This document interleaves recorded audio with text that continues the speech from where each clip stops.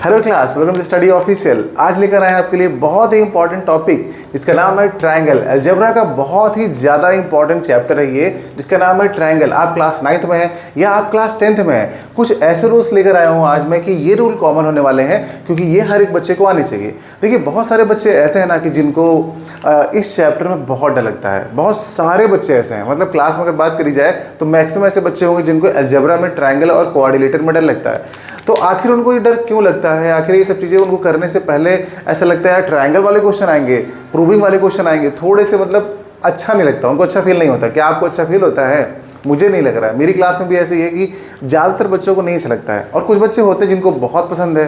तो आखिर ऐसा क्या होता है जिसकी वजह से आप इसको करना नहीं चाहते हो?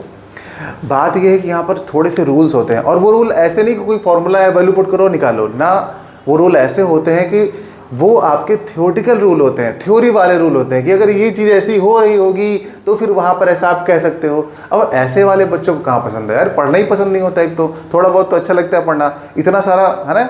अब वैसे कोई फॉर्मूला है, फटाफट पुट किया। अब लेकिन यहाँ पर कॉन्सेप्ट है। तो चलिए आज मैं उन कॉन्सेप्ट को आपको बताने जा रहा हूँ, और समझते हैं ध्यान से। बस लेक्चर को स्टार्ट करते हैं, सीधा टॉपिक पे आते हैं।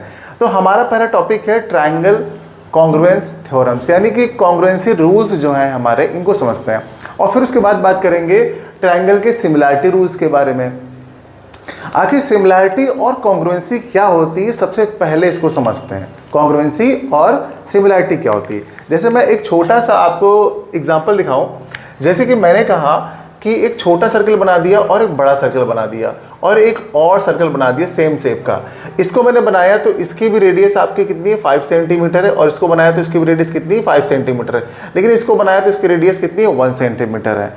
आप कहोगे सर ये 3 सर्कल बने हुए हैं हमारे पास, तो ये छोटा सर्कल है और ये बड़ा सर्कल है। अगर मैं कहूँ इस सर्कल ए में, एक का नाम ए दिया, एक का नाम बी दिया और एक का नाम सी दिया, सर्कल ए और सर्कल बी जो है अपने, वो कौन सा रिलेशन शो कर रहे हैं? क्या ये दोनों कॉन्ग्रुएंस हैं कि दोनों के दोनों सिमिलर हैं? तो आप कहोगे सर जो दो सर्कल हैं उनका शेप तो एक जैसा ही है, सर्कल तो सारे गोल होते हैं, तो शेप तो एक जैसा है, लेकिन इनका साइज जो है वो डिफरेंट है। यानी कि सिमिलर के कौन से आपके शेप्स होंगे जिनका साइज छोटा बड़ा हो जाए लेकिन देखने में एक जैसा लगे? जैसे इंडिया गेट की बात करते हैं, तो इंडिया गेट आपने देखा, ठीक है, बहुत बढ़िया, बहुत बड़ा सा है। उसके बाद आप वहाँ से निकलने लगे तो बाहर मार्केट में इंडिया गेट की फ़ोटो बिक रही है। तो जैसा इंडिया गेट बना हुआ है वैसे ही आपको वो फ़ोटो बिक रही है।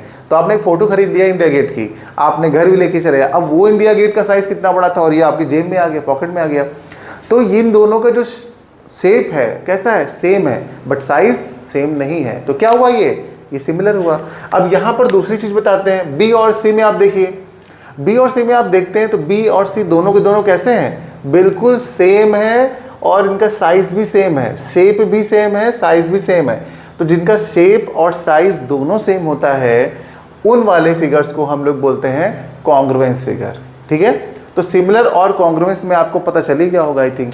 ट्रायंगल में भी ऐसे बना सकते हैं, एक छोटा ट्रायंगल बना दिया, एक बड़ा ट्रायंगल बना दिया, तो बस अब ये दोनों ट्रायंगल क्या हो गए? ये सिमिलर हो गए। लेकिन कॉन्ग्रुएंस बनाने के लिए हमको एक इतना ही बड़ा सा बनाना पड़ेगा जो जिसकी डायमेंशन सेम हो, मतलब सेम हो इसकी डायमेंशन सब कुछ, तभी ये हो जाएगा आपका कॉन्ग्रुएंस। ओके, चलिए इतना आपको पता चल गया होगा। चलिए अब आगे बढ़ते हैं और कुछ बेसिक चीज़ें बताते हैं, उसके बाद हम समझते हैं इन सब चीज़ों को, है ना।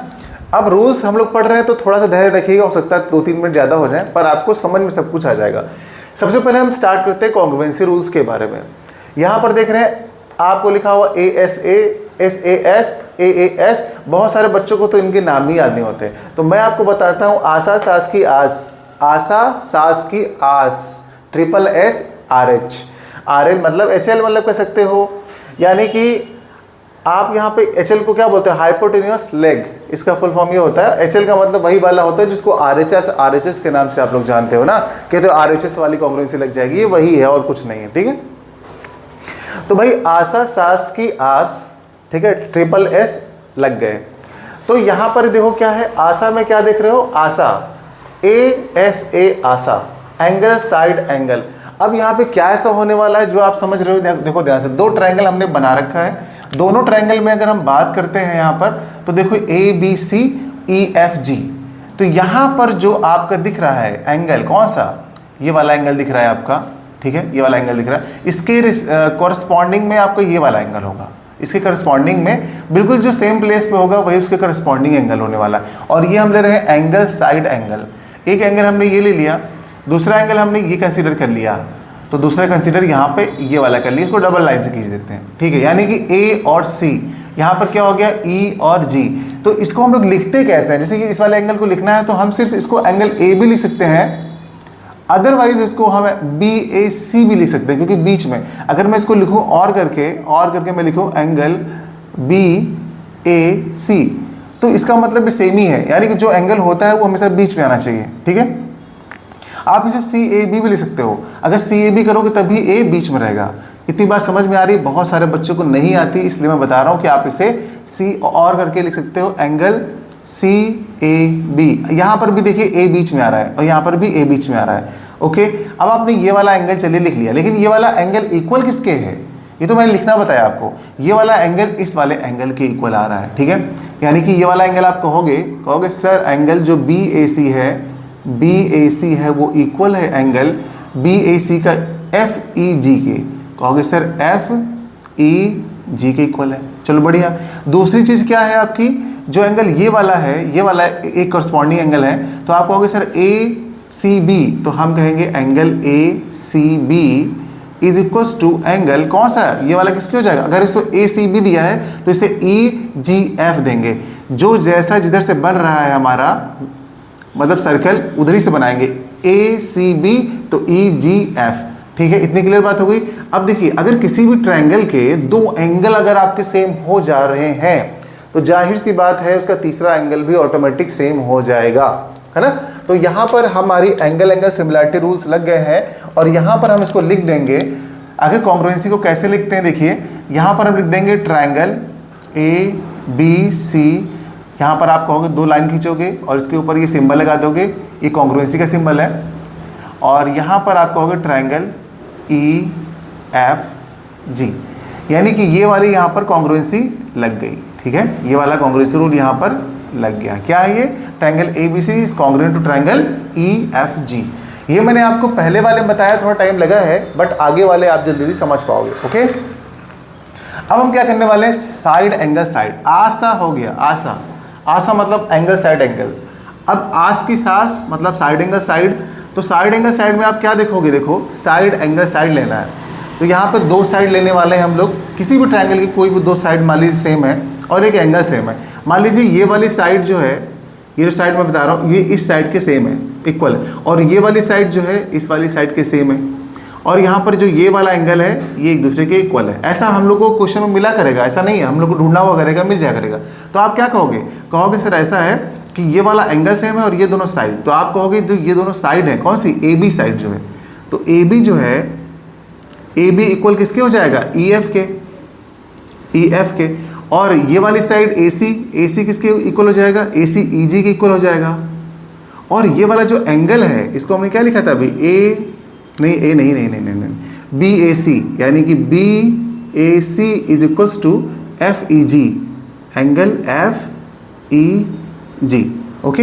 अब ये दोनों देखो, अब यहाँ पे एक एंगल सेम हो गया और इसके एडजेसेंट दोनों साइड होनी चाहिए, एंगल बीच में दोनों साइड आसपास की होनी चाहिए, ये नहीं कि एक साइड ये ले लिया एक साइड ये ले लिया, एंगल तो अकेला बच गया ना, एंगल हमेशा बीच में रहेगा। यहाँ पे देखो ना, दोनों साइड के बीच में घिरा हुआ एंगल, बिल्कुल यहाँ से देखा करो, दोनों साइड के बीच में एंगल घिरा हुआ है, ठीक है। यहाँ पर देखो आशा में साइड एंगल के बीच में घिरी हुई है, तो यहाँ पे एंगल दो हो गया और साइड बीच में घिरी हुई है, मतलब ये वाली साइड, समझ रहे हो ना। मतलब इतना डिफिकल्ट नहीं है जितना आप इसे सोचते हो, आसान है ये, है ना। अब इसे हम क्या लिखेंगे, फिर से वही पुराना काम अपना, triangle A B C is congruent to triangle E F G, बस हो गया। अब इसको एक डब्बे में बंद करते हैं, इस बार हरियाली वाले डब्बे से बंद करते हैं, हरा भरा, ये बात बहुत बढ़िया। अब हम बात करते हैं आशा सास की आस, आस ऐसे अगर याद रखोगे, आशा सास की आस, तो आस मतलब ए ए एस, तो ये हो जाएगा आपका क्या, एंगल साइड। अब इसमें दोनों एंगल एक साइड में है और साइड कहीं कोने में है, यानी कि यहाँ पर क्या होने वाला है, मान लीजिए हमारा ये वाला एंगल अगर है, कोई भी हो सकता है वैसे तो, अगर ये एंगल की बात कर रहे हैं तो एक कौन सा एंगल होगा, एक ये एंगल हो गया, दूसरा एंगल ये हो जाएगा, ठीक है। दो एंगल हो गए ना, एंगल और एक साइड होने, अब ये साइड नहीं हो सकती है, ये साइड हो जाएगी तो एंगल साइड एंगल हो जाएगा। अब इनमें से कौन सी, चाहे ये ले लो साइड, चाहे ये ले लो, कोई भी साइड हो सकती है। आप अगर ये साइड लोगे तो एंगल एंगल साइड कहोगे, अगर ये साइड लोगे तो एंगल एंगल साइड कहोगे, कोई दिक्कत नहीं है, आप कोई भी साइड ले सकते हो। ठीक है, यानी दो एंगल इक्वल हो गए, अब एक साइड आपकी इक्वल हो गई है, तो इसको क्या लिखोगे आप। अब ये कौन सी इस आस की प्रॉपर्टी से, यानी एंगल एंगल साइड प्रॉपर्टी से कॉन्ग्रुएंस हो गया, तो यहाँ पर भी हम डायरेक्ट लिख देते हैं। अब आप समझने वाले हो गए हो थोड़ा सा, अब डायरेक्ट इसको चलिए लिख देते हैं थोड़ा सा। जैसे कि इनको आप लिख सकते हो direct, angle A is equals to angle E, फिर ये वाला angle C is equals to angle G, और ये वाली साइड यानी कि B C is equals to F G, और इस तरीके से जो है हमारा जो ट्रायंगल है वो कॉन्ग्रुएंस हो जा रहा है। Triangle A B C is congruence to triangle क्या, ई एफ जी। ठीक है, ठीक है, ठीक है, यहाँ से जाएंगे। हाँ चलिए, इतनी बात तो आई थिंक आप समझ गए होंगे। देख रहे हैं आप कितना ज़्यादा आसान है ये, बहुत डिफिकल्ट नहीं है, थोड़ी सी प्रैक्टिस खाली आप करेंगे और आप सीख जाएंगे, है ना। चलिए, ये दो रूल बचे, इनको भी आपको बता ही देते हैं। लगे हाथ फटाफट इनको भी निपटा ही लिया जाए। साइड साइड साइड, कोई दिक्कत की बात नहीं है, ये साइड इसके इक्वल होने वाली है, ये साइड इसके इक्वल होने वाली है, ये साइड इसके इक्वल होने वाली है। ट्रिपल साइड यानी तीनों साइडें आपको सेम दिखेंगी, तो इसमें आपको कुछ बताने की, यानी कि आपका जो ए बी होगा वो इक्वल होगा ई एफ के, और जो आपका ए सी होगा, ए सी बहुत तेज से चलता है, ठंडी लग जाएगी, ए सी जो होगा वो ई जी के इक्वल हो जाएगा, और लास्ट वाला जो बेस है अपना यानी कि बी सी जो है वो एफ जी के इक्वल हो जाएगा। और उसके बाद हम लोग कह देंगे भैया ये वाला ट्रायंगल इसके कॉन्ग्रुएंस हो गया, और लिखने का तरीका वही है, triangle A B C is congruence to triangle E F G. क्या बात है, ये वाला भी अपना कॉन्ग्रुएंस हो चुका है। आपको बस ये तीनों साइड वाला, चलो ये तो रूल याद ही होंगे, है ना। अब बात करते हैं अपना हाइपोटेन्यूस वाला या फिर आरएचएल वाली प्रॉपर्टी या आरएचएस वाली प्रॉपर्टी जिसे आप लोग कहते हैं ना, ये भी समझ लिया जाए। अब इसमें देखो क्या खास बात होती है, ध्यान से देखिएगा। हाइपोटेन्यूस की बात कर रहा है तो पक्की बात है हाइपोटेन्यूस वाला सेम होगा, क्योंकि हाइपोटेन्यूस क्या होता है सर, हाइपोटेन्यूस होता है ट्रायंगल की सबसे लंबी वाली साइड को बोलते हैं हाइपोटेन्यूस। ये सबसे लंबी साइड यानी longest side of a triangle, है ना। तो चलो ए सी सबसे लंबी दिख रही, ये हो गया अपना हाइपोटेन्यूस। ओके, अब इसमें आप बात करोगे एक एंगल यहाँ पे जो है इसमें 90 डिग्री होना कंपलसरी है। सबसे पहली बात तो ये राइट एंगल ट्रायंगल में ही प्रॉपर्टी लगती है, ठीक है, इसलिए हम लोग इसे आरएचएस प्रॉपर्टी भी कहते हैं। तो यहाँ पर क्या होगा कि एक एंगल 90 होना जरूरी है आपका, और यहाँ से क्या, ये वाली साइड दिख रहे हो हाइपोटेन्यूस वाली, ये बिल्कुल इक्वल होना मस्ट है। तो यहाँ पे कहोगे sir A C is equals to क्या, ई जी, ये, और ये वाला एंगल जो है वो 90 डिग्री होना चाहिए। जैसे यहाँ पे एंगल बी है equal to angle F equal to 90 degree, यानी एक एंगल 90 होना जरूरी है और आपकी ये साइड इक्वल जरूरी है। और इसके बावजूद एक चीज़ और है, ये जी है ना, जी से इस बना दें, ठीक है। एक बात और सही है कि इन दोनों के बाद फिर इनमें से कोई भी एक साइड इक्वल हो जाए, चाहे ये इक्वल हो जाए चाहे ये इक्वल हो जाए, कोई फर्क नहीं पड़ता। मान लो ये इक्वल है, B C is equals to F G, तो ये दोनों ट्रायंगल कैसे हो जाएंगे अपने, कॉन्ग्रुएंस हो जाएंगे। ये दोनों ट्रायंगल कैसे हो जाएंगे, कॉन्ग्रुएंस हो जाएंगे। Triangle A B C is congruence to triangle E F G, ठीक है। ऊपर से एरोप्लेन जा रहा है, आवाज़ तुम लोग को आएगी, डरना मत, ये बात है।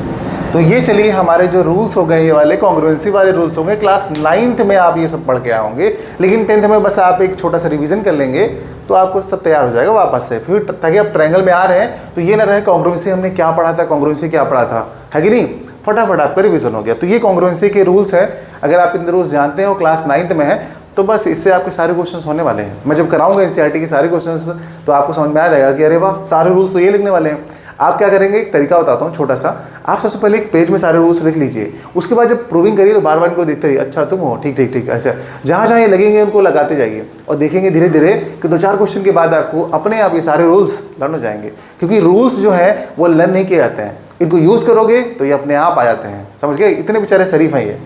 चलिए अब इनकी बात करते हैं ट्रायंगल की सिमिलैरिटी रूल्स के बारे में। अब सिमिलैरिटी थोड़ा सा हल्का है, हल्का सा अलग है, खाली बस क्या अलग है उसमें, करस्पॉन्डिंग एंगल्स आर इक्वल, वो तो वहाँ भी था, करस्पॉन्डिंग एंगल तो इक्वल हो जाएंगे, बहुत बढ़िया, लेकिन ratio of corresponding sides are also equal, यानी उनकी साइड्स का जो रेशियो होगा वो इक्वल होगा, ना कि डायरेक्ट साइड इक्वल हो जाएगी इस वाले में। बस इतनी सी एक छोटी सी बात समझनी है और बस काम दिखा देना है। जैसे ए बी सी स्टार्ट हो रहा है यहाँ से, और यहाँ से स्टार्ट हो जाएगा क्या, ई एफ जी। तो जो जहाँ से स्टार्ट हो रहा है इसका वर्टेक्स ये है, इसका वर्टेक्स ये है, क्योंकि यहाँ से स्टार्ट हो रहा है। तो अब इसका एंगल ये है, तो यहाँ पे इसका एंगल ये हो जाएगा। हम देख रहे हैं एंगल, तो एक एंगल मान लीजिए ये वाला, एक ये, और बी वाला जो है ये एंगल ये है, तो एफ वाला ये हो जाएगा। यानी इसको अगर आप ऐसे घुमाओगे टेढ़ा तो ऐसे हो जाएगा। ऐसे क्यों बना रखा है मैंने, मैं सिंपल सा सीधा भी बना सकता था, पर मैंने ऐसा इसलिए बनाया है क्योंकि वो लोग तो नहीं मानेंगे ना।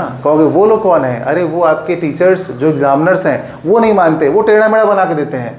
NCERT वाले भी टेढ़ा बना के देते हैं, RS वाले भी, तो RD वाले भी कम नहीं है। तो हम लोग भी क्या करते हैं, टेढ़ा बना के समझा देते हैं, कोई दिक्कत की बात नहीं। तो आप घुमाओगे तो ई ऊपर आ जाएगा, एफ यहाँ आ जाएगा, जी इधर आ जाएगा, फिर ऐसे बन जाएगा आराम से। ठीक है, सोचने की क्षमता और देखने की क्षमता बढ़ती है और कुछ नहीं होता है। ओके, और इसी से नॉलेज मिल जाता है। आगे देखिए, यहाँ पर क्या है कि ये वाला इसके इक्वल हो जाएगा, तो हम कहेंगे angle A equal to angle कौन सा, ई हो गया।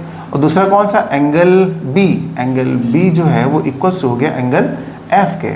अब एंगल प्रॉपर्टी लग गई, तो तीसरा जो एंगल होने वाला है वो भी सेम ही होने वाला है। अगर किसी भी ट्रायंगल के दो एंगल किसी भी ट्रायंगल के अगर सेम है तो तीसरा भी सेम होगा। आपको पता है ना एंगल सम प्रॉपर्टी, क्या आप लोगों को पता है एंगल सम प्रॉपर्टी, यानी तीनों एंगल का सम कितना होता है पता है आप लोगों को ना, इतनी बड़ी क्लास में आ चुके। जल्दी जल्दी बताओ कि एक ट्रायंगल है आपका, फटाफट बताओ कि एक ट्रायंगल आपका ए बी सी है। अगर इसकी वैल्यू जो है हम बता रहे हैं कि इसकी वैल्यू 60 है और इसकी वैल्यू 70 डिग्री है, तो आप मुझे जल्दी से बताओ कि जो एंगल सी है इसकी वैल्यू क्या होगी। फटाफट बताओ कि एंगल सी की वैल्यू क्या होगी। आप लोग को आता है ना निकालना। चलो अब आगे बढ़ते हैं। अब यहाँ पर हमारे दो एंगल अगर सेम हो गए तो थर्ड वाला भी सेम हो जाएगा, यानी एंगल प्रॉपर्टी आपकी लग गई। और आप लिख दोगे कि triangle A B C is similar to, अरे ये क्या हो गया, बस ये तो जो डंडियाँ थी ना, दो डंडियाँ वो भाग गई छोड़ के, तो बच्चा बेचारा अकेला खाली ये, इसको बोलते हैं सिमिलर कट सिंबल। ओके, तो हो गया ये ई एफ जी। ठीक है, ओके, तो अरे नीले डब्बे से बंद हो गए भाई। ठीक है, अब देखिए, अब तीनों एंगल है तो इसको फटाक से निपटा देते हैं। ये वाला एंगल ए वाला ई के इक्वल आ जाएगा, बी वाला एफ के, सी वाला जी के इक्वल आ जाएगा, तीनों एंगल इक्वल हो जाएंगे। तो यहाँ भी आपकी लग जाएगी ट्रायंगल अच्छा चलो उसे से लिखते हैं, नहीं तो फिर धोखा हो जाएगा। Triangle A B C is similar to triangle E F G. इसमें भी तीनों एंगल लिख देंगे और कोई खास चेंज नहीं होने वाला, इसलिए फटाफट इसको निपटा देते हैं। ओके, चलिए आगे, अब आगे बात करते हैं। यहाँ पर भी देखिए की सास, ठीक है, और ट्रिपल एस। अब यहाँ पर देखिए की सास ट्रिपल एस है, की सास ट्रिपल एस है। तो बस इस तरीके से आप बोलेंगे दो तीन बार, देखिए आप भूल ही नहीं पाएंगे। की सास ट्रिपल ए है, ठीक है, ट्रिपल एस है, की सास ट्रिपल एस है। बस अब तो हो गया। अब सास की बात करते हैं। सास मतलब साइड एंगल साइड। तो जाहिर सी बात, इसमें अगर साइड एंगल साइड की बात करेंगे तो एंगल एक आ रहा है, तो एंगल मान लो ये वाला होने वाला है, ए का मतलब ये होने वाला है। और साइड मतलब दो साइड होने वाली, तो ये साइड और ये साइड, ये साइड और ये साइड, इनका प्रोपोर्शन होने वाला है। लेकिन यहाँ पर आपको बताऊंगा मैं आपको कैसे। एंगल तो चलो सेम है, आप कहोगे सर एंगल सेम है, तो आप लिख दोगे sir angle A is equal to angle E, बहुत बढ़िया, निपट गया। लेकिन जब हम साइड लिखेंगे यहाँ पर, तो लिखेंगे ए बी। यहाँ पर जो ए बी है वो यहाँ पर ई एफ है, यानी अपॉन में ई एफ, और इक्वल्स टू में होगा जो ए सी है, ए सी ऊपर लिखेंगे, और ए सी का मतलब यहाँ पे, और यहाँ पे क्या ई जी आ रहा है, ई जी, ये बात, यानी इनकी साइड का जो रेशियो होगा वो इक्वल होगा। ये देखिए लिखा तो है, रेशियो ऑफ करस्पॉन्डिंग साइड्स। इसकी करस्पॉन्डिंग साइड्स कौन हो गई, ये वाली हो गई। ए बी की करस्पॉन्डिंग साइड ई एफ है, लेकिन वो इक्वल नहीं होगी, वो रेशियो में इक्वल होगी जाके। बस ये वाला कॉन्सेप्ट है, यही लॉजिक है। बस जैसे ही आपने लिखा तो आप कहोगे सर ये वाली साइड, दो साइड आपकी रेशियो में इक्वल हो गई और एक एंगल हो गया, यानी साइड एंगल साइड लग गया। कॉन्ग्रुएंसी में आप इस तरह लगाओगे और सिमिलैरिटी में आप इस तरह लगाओगे। ये चीज़ें दो ध्यान दीजिएगा। जो बच्चा इसको ध्यान देता है वो बड़ी आसानी से ट्रायंगल के क्वेश्चंस को कर पाता है, बहुत आसानी से। Triangle A B C is similar to triangle EFG। बढ़िया। अच्छा, ये है आपका रूल। ठीक है, अब क्या है अगला देखते हैं। ये तो साइड वाला भाई ट्रिपल एस वाला रूल है ना। ट्रिपल एस में तो क्या होगा, तीनों साइड का प्रोपोर्शन क्या होगा, सेम होगा। कैसे, AB वाला EF के, AC वाला EG के और BC वाला FG के। यानी इसे लिख देंगे हम AB अपॉन AB के प्रोपोर्शन में EF है तो लिखेंगे EF इज इक्वल्स टू, अब यहाँ पे और क्या होगा, ये AC लिखेंगे तो AC के प्रोपोर्शन में क्या हो जाएगा EG, और जो BC होगा अपना वो हो जाएगा आपका FG।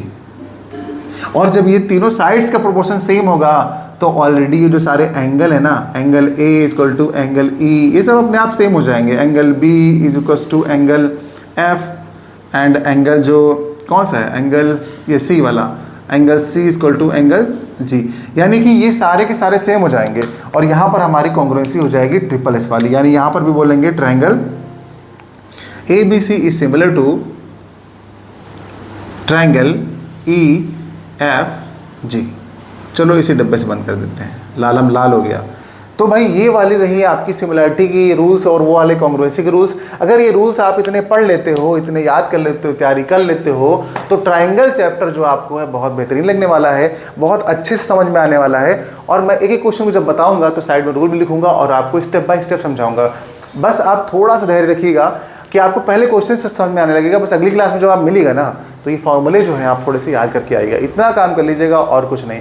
अच्छा, आपको मैंने छोटा सा काम दिया था, सी की वैल्यू बताना, बता पाए आप लोग कितनी आई है, बता तो दिए ही होंगे। अच्छा, इसके साथ साथ एक और छोटा सा क्वेश्चन बताइए कि आप लोगों को ये पता है, आप लाइन एंगल चैप्टर पढ़ के आ रहे हो, एक लाइन है सीधी सी और ये हमने दे रखा है, यहाँ पर हमारे पास कितना है, मान लो यहाँ पर है 65। तो अब बताओ x की वैल्यू क्या होगी, x की वैल्यू क्या होगी, इसको फटाफट बताइए, पता चल जाएगा कि भाई आपको थोड़ा सा लीनियर जो पेयर वाला है कॉन्सेप्ट आता है कि नहीं आता है। ठीक है, अगर आपको ये वीडियो अच्छा लगा हो, ये लेक्चर अच्छा लगा हो, मतलब कि आपको इस अपने लेक्चर में थोड़ा बहुत समझ में आया हो, तो आप बोलेंगे हम होंगे कामयाब, क्योंकि इस वाले चैप्टर में हम उड़ा देंगे। और आपको बता दें एक चीज़ और छोटी सी, कि अगर आप क्लास 10th में हैं और चैप्टर ट्रायंगल पढ़ने वाले हैं तो ट्रायंगल और क्वाड्रिलेटरल मिला के आपके 10 से 15 नंबर आते हैं। कितना मैंने बोला, 10 से 15 नंबर का अलजेब्रा आता है, जो कि आसान बात नहीं, बहुत ही ज़्यादा बड़ी बात है। क्योंकि जो ट्रिग्नोमेट्री है वो आपको 12 नंबर दे रही है और ये आपको 12 से 15, 10 से 15 दे रहा है, तो कितना इंपॉर्टेंट है। और मैं आपको बहुत ईजी में बताने वाला हूँ। ठीक है, तो फटाफट शेयर कीजिए अपने दोस्तों के साथ और थोड़ा बहुत सपोर्ट हमें भी कीजिएगा। मिलते हैं अगली क्लास में, बाय बाय।